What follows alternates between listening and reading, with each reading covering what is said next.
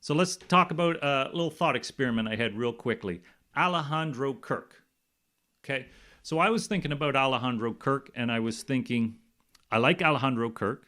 I love him as a hitter. I think he's a great hitter um, with upside still, but he has some flaws. And what I've noticed is the Blue Jays have gone to Jansen as their top catcher for most of the games over Kirk. So that's telling me that the Blue Jays respect Jansen more as their top catcher. So that means Kirk is going to spend much more time at DH. So is Kirk an ideal DH? Not is he good DH, he's a fine DH bat, but is he ideal for this roster the way they're presently constructed? And my answer, my feeling, is no, he's not. Kirk clogs up the bases. His base running is atrocious. Very, very, very slow. Probably one of the slowest guys I've ever seen. Doesn't take extra bases on fly balls. But he's just base to base runner. His catching, we've already seen him drop two balls or miss two ball pop-ups behind the plate. He's less than ideal as a catcher.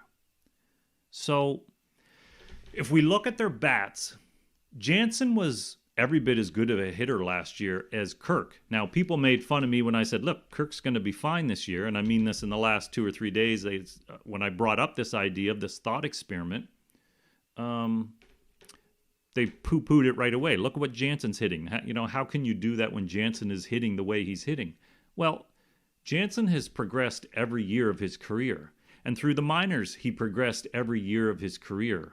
As a guy who just turned 28 and last year led our team in OPS, last year led our team in home runs per at-bat on a good offensive club, that's impressive.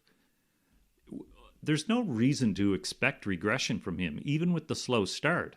So he can be a full-time catcher, full-time 120, 130 games, which leaves Kirk out of the mix and into a DH spot, which is over-flooded with Belt, with surprisingly Guerrero already having 3 or 4 games at DH spot.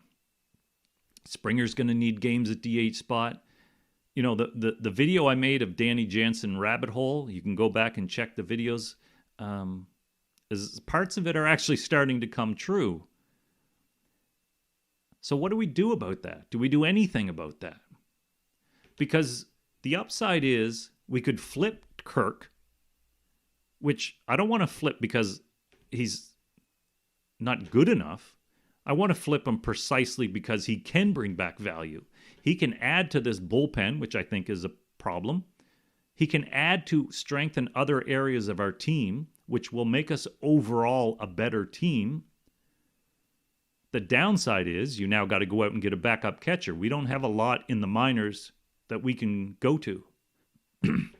So it's not a perfect scenario, but would you go to a defensive catcher? Would you flip a low-level prospect to pick up somebody, a veteran who can call a really good game and work the area from that and just ignore the bat? Strengthen, but like I say, sell Kirk to strengthen elsewhere, either in the pen, or maybe in the offense. I don't know exactly, but I think there's an interesting thing happening here. And with the way the Jays are using Jansen as the full-time catcher, or the primary catcher, sorry. So I think that's interesting. And going back to the bullpen, again, it's still a little bit too early. Once we get to about the 40-game mark, I think we can start making real assumptions about things. But Kirk is, the bullpen is one area that I see being, it needs help.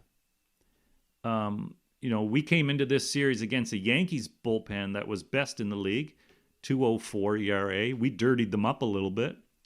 We scored 6 runs off them in 9 1/3. That's a 5.93 ERA. But our bullpen wasn't much better. In 6 innings, we gave up 2 home runs, 4 runs. Our ERA was 6. So that's a trouble spot for us. And overall, I think we're ranked about 21st overall in the pen. So could you get a really good arm in the pen for Kirk? And would that make this team better? I don't know. I think it's an interesting thing to think through, and I think we're going to see somebody that we don't expect to be traded at the trade deadline from this team. Again, one thing about Kirk is that his speed doesn't offer. It's not built for what this team, how this team is constructed. So it's interesting.